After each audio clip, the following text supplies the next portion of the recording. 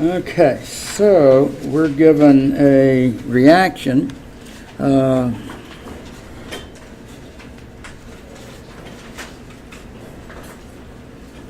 This is worksheet 2 on all the solution phase stuff. And so here you can see they give all the equations down there for you.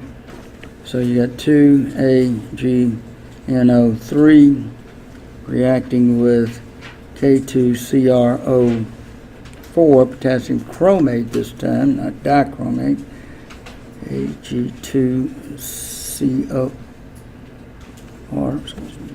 CrO4 silver chromate, and a couple of potassium nitrates. Okay, in this problem, how many grams of silver chromate will be generated when 150 mils of the silver nitrate of 0.5 molar silver nitrate are added to 100 milliliters of 0.4 potassium chromate. So we have 100 milliliters of 0.4 molar of the chromate. So what do you need to do? You need to find which one's the limiting reagent. If it is, convert to moles, and the yield of the reactions depends on the limiting reagent. Which one's is the limiting reagent? Well, the procedure is convert these to moles, molarity times volume in liters, make moles, and divide by the respective coefficient. The smaller number is the limiting reagent.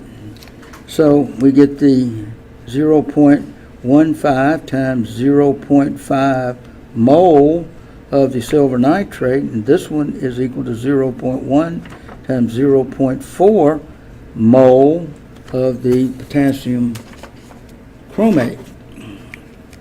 And so 0.15 times 0.5 is 0.075 mole of the silver nitrate, and 0.1 times 0.4 is 0.040 mole. So the small, no, I forgot to divide by 2. So you divide by 2, it's essentially you're converting to 1, all coefficients to 1. So that's 0.075 divided by 2, as 0.0375, 0.0375 versus 0.040.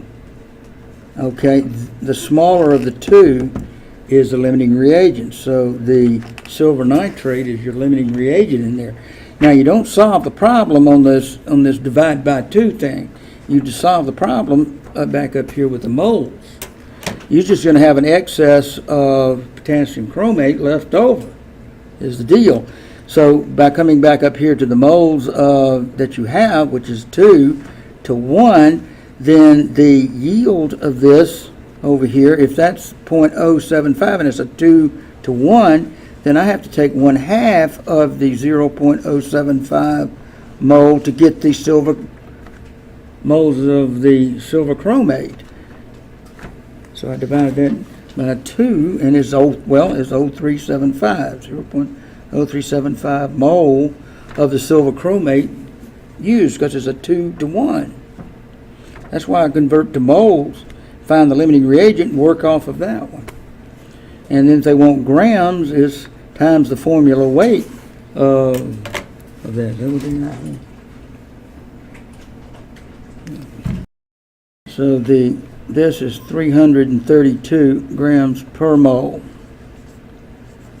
right there. And so 75 times 332, they get 12.45. What did they get? Yep, they got 12.4.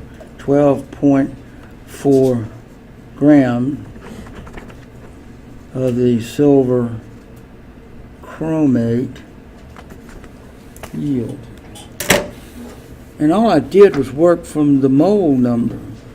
And this little trick down here is just a common method of determining what the limiting reagent is. All I do is take the moles, divide by the respective coefficients, and whoever's the lowest number is always your limiting reagent. There's a logic to it, but when you come back to the problem, you have to work it from the moles, and then it's 2 to 1, so you divide by 2, and that's the moles, convert to grams, moles to grams, like that. Okay, what are we given? Okay, we're getting 25 milliliters of 0.35 sodium hydroxide. So I'm going to come in here with 25 milliliters of 0.35 molar sodium hydroxide. We're added to 45 milliliters of 0.125 copper sulfate.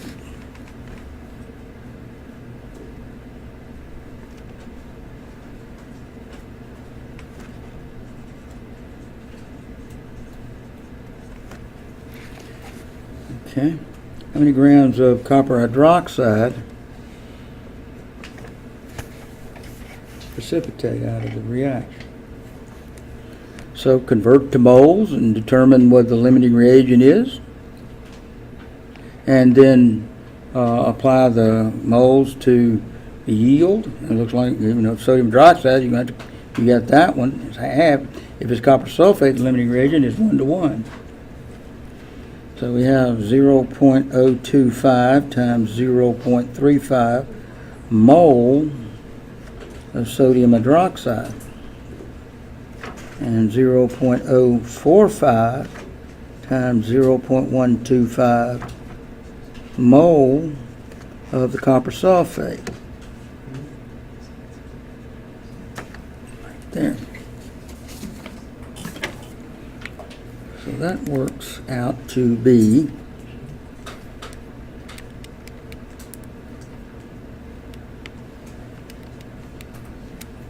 0.009 or 0.0088 mole sodium hydroxide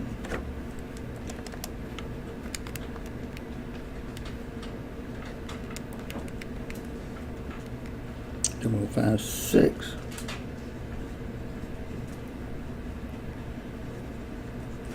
mole of the copper sulfate. No, sodium sulfate. That's not copper. Yeah, no, that's right. Copper sulfate. Okay, so if I take this 0.0088 over 2, I get 0.0044 for that one. And if I take 0.0056 over 1, I get 0.0056. So this is your limiting reagent right there. It's a smaller number. So that is a separate little trick for determining limiting reagent. But you have to come back up here to solve the problem. So since that's the limiting reagent, you have a 2 to 1 calculation here, right here. So the 0.0088 mole of sodium hydroxide in the reaction produces 1/2 of 0.0088 mole of the copper hydroxide. Hopefully you see that by now. Okay. And of course that's 0.0044 mole copper hydroxide times whatever the formula weight is. So we'll go with 98 grams per mole.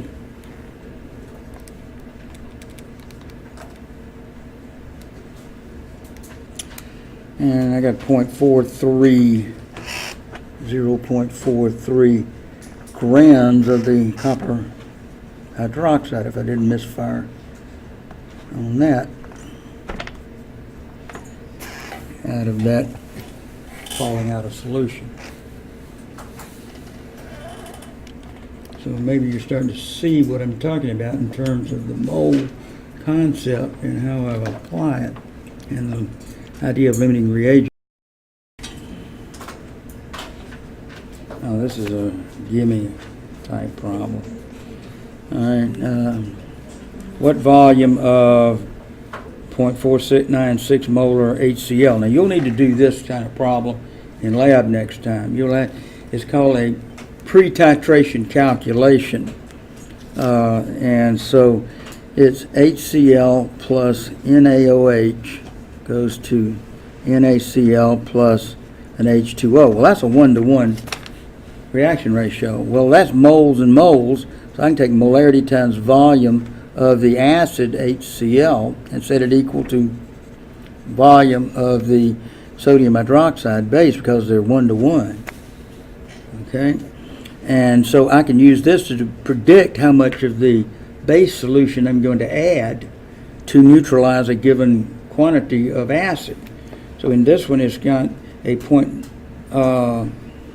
It's asking for the acid. Okay, so this is our unknown. The acid volume is the unknown, and you're working with a 0.496 molar solution. Volume in milliliters, it will, because both sides are the same, I'll keep it in milliliters, and so I've got a 0.809, and I've got 20 milliliters of it. And so this is just simply solve for the unknown volume.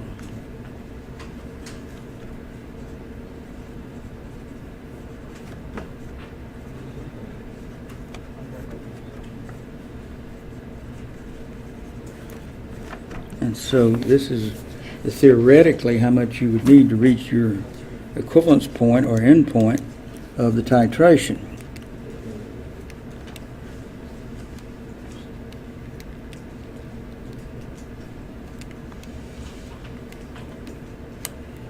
That's 32.6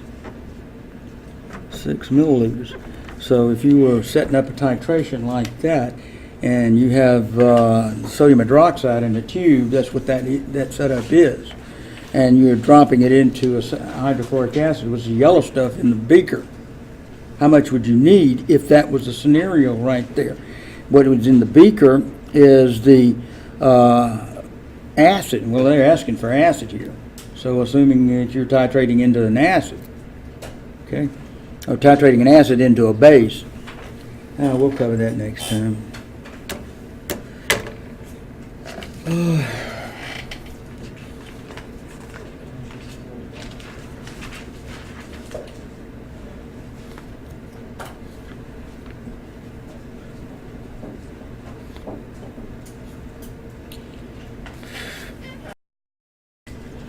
Okay, last one in our collection, and then we'll go home. We've got reaction potassium iodide and lead nitrate. And so what you have is 60 milliliters of a 0.322 molar potassium iodide reacting with 20 milliliters, mixing with 0.530 molar lead nitrate.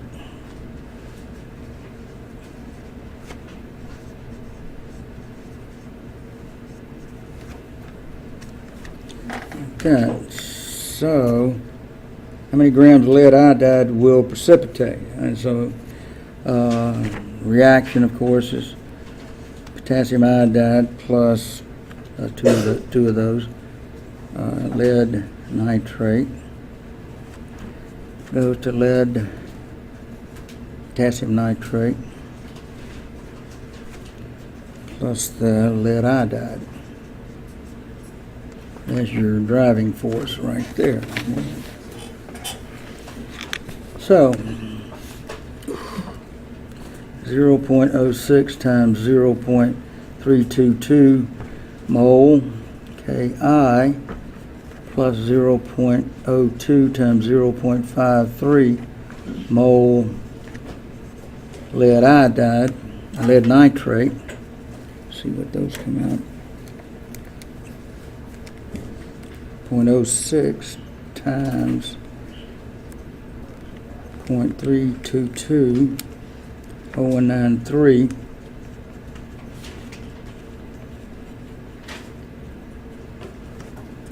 102 times 0.530106.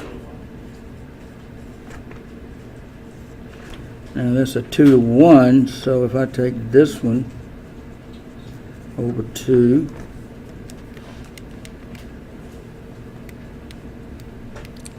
oh,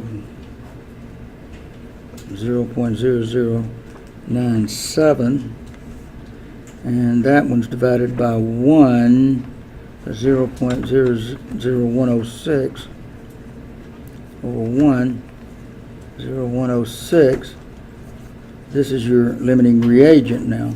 So your potassium iodide defines the yield. So if you have 0.0193 mole of potassium iodide, it's going to yield 1/2 of the 0.0193 mole of the lead iodide. Let me clean that up a little bit.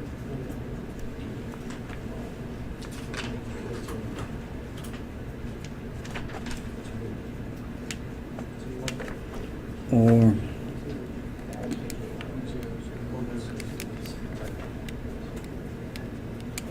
0097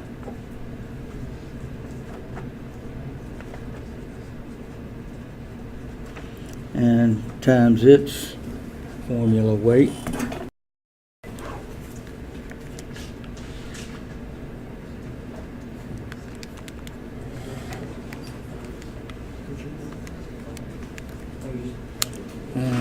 Looks like 4.5 grams of the lead iodide comes out. Well, 4.43.